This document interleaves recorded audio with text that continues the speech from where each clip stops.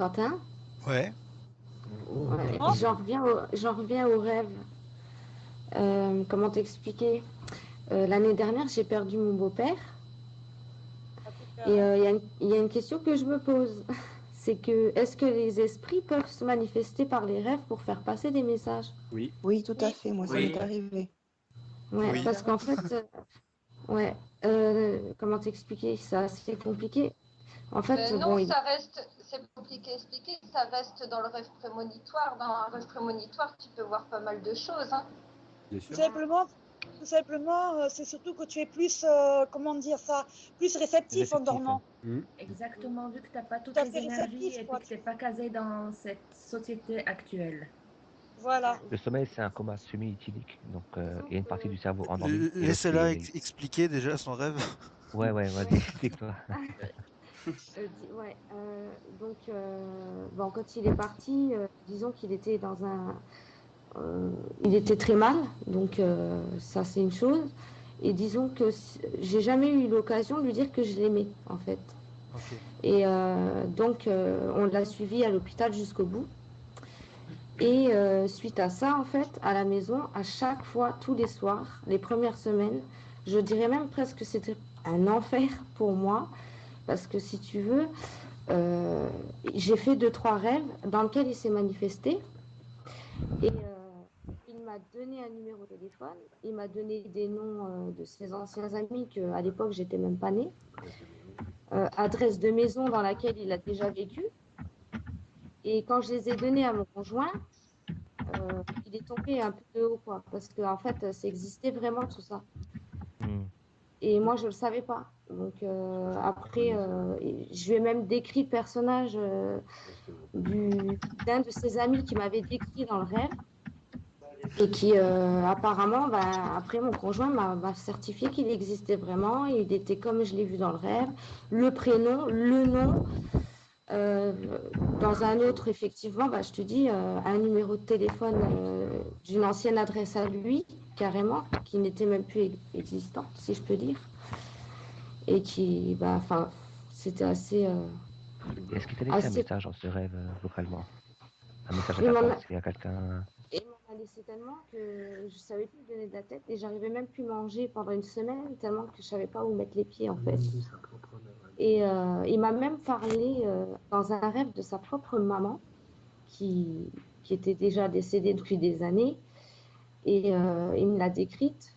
Bon, je les ai vus, enfin dans le rêve, je sais pas comment expliquer, j'ai vu mon beau-père discuter avec une dame. Habillée en tailleur, avec un chignon et tout ça, avec un air assez sévère en fait. Et dans la conversation, bon, j'ai entendu leur conversation à eux. Et quand je l'ai répété à mon conjoint, il m'a dit, mais c'est incroyable parce que en fait, la conversation que j'ai entendue entre eux dans le rêve, il fait que c'était sa maman. Et la conversation qui se disait, c'était que, entre guillemets, j'ai su comment sa mère était décédée. Toi, tu la connaissais pas du coup. Bah non, Ah ouais. je sais pas, en fait, dans le rêve, si vous voulez, il y avait mon beau-père, il discutait avec une dame. Et cette dame-là, elle avait un tailleur, un chignon, et ils se parlaient entre eux. Et dans la conversation, la dame disait à mon beau-père, t'inquiète pas, moi je suis bien décédée comme ça, nanani. Et quand D'accord. j'ai raconté l'histoire à mon conjoint, c'est comme ça que sa maman était décédée. Attends, 2 secondes. En fait, Johan, t'as appris le décès de ta mère comme ça, quoi. Comment? T'as appris que ta belle-mère est décédée Johan comme a ça. des soucis de... Voilà, en fait, peut-être. Johan, je crois Ouais, qu'il défonce son clavier Ouais, non, en c'est écrivant un truc. Ah, oui.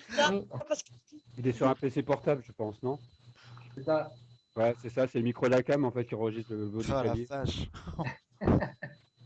J'ai pris le micro le temps que je tape. Ne t'inquiète pas, je suis un spécialiste de Skype, donc je sais à peu près. C'est un ordi portable. Le micro le temps que je tape, comme ça. Le micro portable en fait qui passe. Au fait, parmi tous ceux qui sont là, parmi vous, qui vont au château de Fougeray la prochaine fois? On va juste terminer sur Patricia par contre si ça te dérange pas. Ah oui, pardon. Pardon, j'avais pas bien... Oui, terminer l'histoire. Oui, c'est comme ça que de suite. Que la mère à mon beau-père était décédée dans de circonstances incroyables aussi. Non, désolé, c'est mon frère qui s'est cassé la figure. D'accord. Ça n'a rien à voir. Ça n'a rien à voir, désolé. Je suis désolée pour toi, ma belle. Hein. C'est juste que mon frère se casse la figure que j'ai rigolé. Non, mais, il a peut-être essayé de te faire passer des messages, ouais, peut-être te montrer qu'il était là, ouais, peut-être. Ben ouais, il y a ça. Ouais, ben le coup du numéro de téléphone aussi qui m'a donné, il m'a dit si tu veux me joindre, il n'y a pas de souci. Il m'a donné les chiffres. Bon, au début, j'ai eu du mal à me rappeler. Et en fait, dans la journée, c'est venu tout seul. Et je l'ai donné à mon conjoint parce qu'on parle souvent de ça. Donc, lui, bon, ça lui disait rien et tout ça. Excuse-moi, il t'a dit texto, tu peux m'appeler à ce numéro-là. Ben, dans le rêve, il m'a dit, parce que moi, j'étais très peinée de sa perte, en fait. Et, il m'a dit, t'inquiète pas, si tu as un souci, si tu as des questions à me poser, tu peux me contacter à ce numéro-là. Donc, on revient à l'expérience où la personne ne sait pas qu'elle est morte. Et ben, ouais. je sais pas. Bah, Mais en tu tout m'as dit, tu peux m'appeler à tel numéro, c'est que la personne se croit encore vivante. Ah Ou alors ouais, qu'elle ouais. n'accepte pas sa mort. Ouais. c'est pas tout à l'heure. impossible, je Ouais, sais pas du c'est tout. vrai. Mais ce qui est sûr, c'est que le numéro, il existait vraiment, mais il n'était plus... Abonné. Disponible, attribué. Il est mort, enfin, pour moi, son âme est dans une période où c'est pas la période où il est mort, c'est une période un peu. Si le numéro te dit tu peux m'appeler à ce numéro-là et que ce numéro-là date de quelques années ou. Ouais. Je le connaissais même pas d'ailleurs à l'époque. Il est parti dans une période où il était bien, c'était plat, il a des bons moments. Mais tu as raison, Mystique, c'est vraiment ça. Hein. Il y a une période entre la date du décès et le moment où l'âme prend conscience qu'elle n'existe plus physiquement. Surtout que ça avait l'air d'être assez violent ou étrange en tout cas. Ouais. Ce qui m'a marqué, c'est la phrase tu peux m'appeler, ne t'inquiète pas, tu peux m'appeler à tel numéro. Apparemment, c'est ça. Donc, cette personne ne croit pas qu'elle est morte, elle est dans une période, et dans un flottement, en fait, dans une période où elle est bien. Et voilà, elle peut pas. Voilà. Ou alors elle n'y croit pas, ou elle n'accepte pas sa mort. C'est ça. Le déni, quoi. Voilà. C'est vrai, je sais pas, hein, je me suis posé toutes les questions du monde et je sais pas. Juste ce mot-là, tu peux m'appeler à tel numéro, ça m'a interloqué. Donc j'ai. Et on a parlé de tout à l'heure de ça. On en a parlé juste avant. Ce qui serait bon, c'est ce numéro de téléphone, tu le gardes toujours, quoi. Tu l'oublies pas, tu le notes. Tu le Ah, gardes. Ah oui. De toute manière, non, ça, j'oublierai jamais, c'est sûr. Ouais. Ça, ou puis le dernier qui me parlait, c'était un autre soir encore, et il me disait, parce qu'à l'époque, il était maître d'aïkido. Ouais. Et forcément, il en a connu du monde, ça. Et moi, à l'époque, je le connaissais pas non plus, à cette époque. Et il m'a dit dans un rêve ce qu'il aimait, enfin, il m'expliquait un peu l'aïkido, tout ça. Et il me disait que, en me donnant le prénom, le nom d'un ami qui faisait partie de l'aïkido avec lui, il me l'a décrit dans le rêve et tout ça. Et ça, pareil, j'en ai parlé avec mon conjoint. Et le lendemain matin, tout de suite, il m'a dit, mais c'est incroyable. Je fais quoi? Parce que sur le coup, je ne le croyais pas. Et il m'a dit, c'est vrai, c'est un ami à mon père. Donc, bon, bah, je continue à ne pas le croire. Et jusqu'à ce qu'il m'a montré les photos. Parce qu'avant qu'il me montre la photo, il m'a demandé comment il était. Ouais. Et je lui ai décrit. Et c'était tout à fait cette personne. J'avais le nom et le prénom, du coup. Et c'était incroyable. Tu peux même plus douter, quoi. Voilà, c'est bien ce qu'on dit, c'est que l'âme n'est pas encore partie, devrait partir, elle est là en flottement, quoi. Donc, elle est en train de trouver un interlocuteur, donc il te parle en fait. C'est la période d'acceptation et pour passer de l'autre côté. Mais pourquoi passer par moi alors que, par exemple, il aurait pu passer par Parce que peut-être que ton conjoint, il n'est pas assez réceptif. Ouais. Est-ce que la relation que tu avais avec lui, c'était comment? C'était bon, très bon? Bah justement, enfin, c'est complexe parce que moi, de son vivant, disons que moi, je l'ai connu assez cool, tout ça, mais il parlait pas vraiment beaucoup. Il était plutôt malade. Mais moi, ce que je ressentais pour lui, j'ai jamais eu l'occasion de lui dire, sauf à l'hôpital en fait. Et je ne sais pas s'il l'a ressenti, s'il l'a entendu. Si, je pense qu'il a ressenti, et il a du fait qu'il passe par toi maintenant, c'est que c'est sa façon à lui de te dire oui, je me rappelle, tu m'as promis, mais tu n'as pas osé me le dire. Non, j'ai jamais osé. Voilà, et je pense qu'il a conscience de ça. Et lui de même, il n'a pas pu. Voilà, vous étiez dans deux périodes où Vous n'hésitez pas à vous dire mutuellement que voilà, vous vous aimiez, machin, ceci, cela, et puis peut-être qu'il profite maintenant qu'il est parti de là pour passer par toi, plutôt que voilà. quelqu'un. Donc ça, c'était l'année dernière, hein, mais ça a duré franchement bien 3 semaines, si c'est pas plus. Il continue à te parler ou pas? Au point, comment? Il continue Ah oui, c'était vraiment tous les soirs, tous les soirs. Tous les soirs. Jusqu'à la dernière semaine où après, il n'y avait plus de messages, par contre, c'était toujours le même cauchemar. Donc, je mangeais plus, j'arrivais plus à manger, tout ça. Et après, plus rien. Ça. Allô? Oui. Ouais. Je disais à la Miss Tenguette, tu veux en parler? De tes cauchemars? Les cauchemars en question? Pourquoi pas. Ouais. Les cauchemars, ouais, c'était suivi des messages, en fait. Ça a duré quoi, une semaine? Seulement, oui, c'était après l'enterrement aussi, qui n'était pas facile à gérer. Mais les cauchemars, c'était toujours le même, en fait, tous les soirs pendant une semaine. C'est que, je sais pas comment l'expliquer. C'est que je voyais parce que j'ai été le voir au funérarium, en fait. Et dans le cauchemar, c'était qu'il avait sa position avec ses vêtements du funérarium, mais allongé dans son canapé chez lui. Et c'était toujours ça, en fait. Et il me regarde, enfin, il dormait, il ouvrait les yeux, il se levait en position assise et puis se recouchait. Pendant une semaine, c'était ça tout le temps. Et, je crois que c'est surtout dû à ton traumatisme de perdre ton beau-père, ça, par contre. Oui. C'est ce que je me dis aussi. Je pense que c'est parce que j'ai pas accepté. Et du coup, je me suis mangé les pinceaux.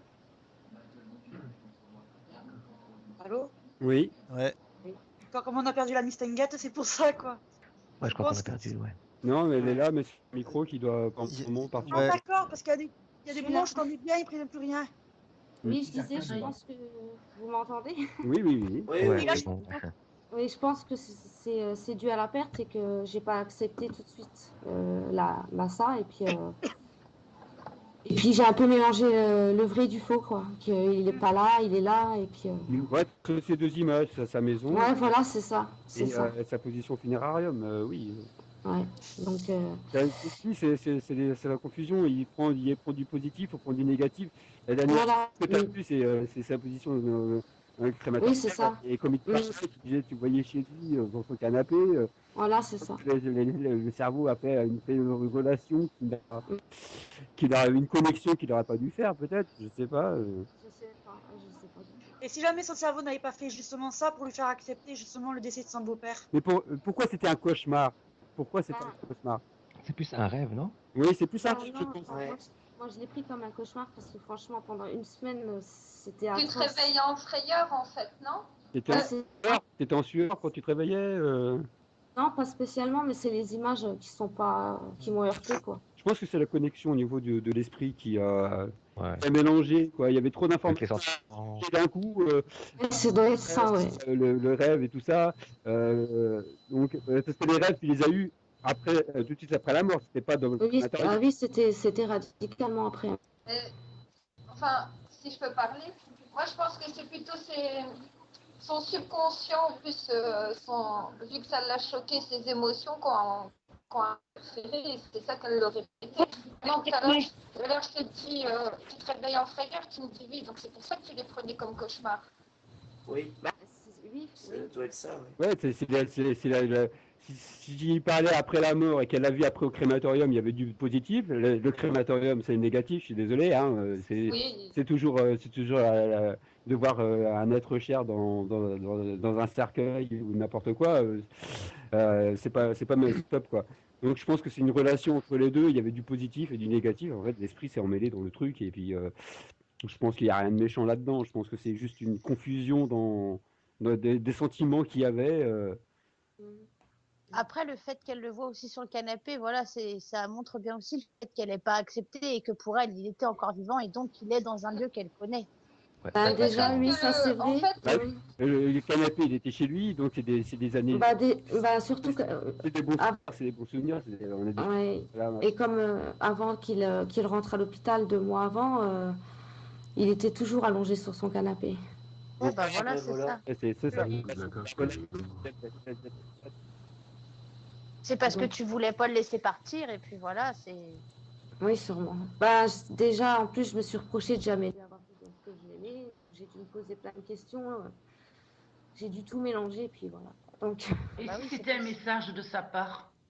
Là, les messages, c'est plutôt par les rêves, je pense. Ouais, voilà, parce que je comprends pas le message. Si c'est juste ça. Non, mais je pense que c'est les images du bonheur où il était sur le canapé et le visage du malheur où il est dans un cercueil, quoi. Donc, Non, mais juste pour dire, tu vois, tu me vois mort, mais je ne suis pas vraiment mort puisque je m'assois. Oui, il se lève d'un coup, il se recouche. Oui, c'est ça. Oui, il se recouche parce que dans l'actuel, il est mort, bien sûr. Et que c'est un sursaut. Il se lève pas d'un coup comme ça pour parler, il se recouche.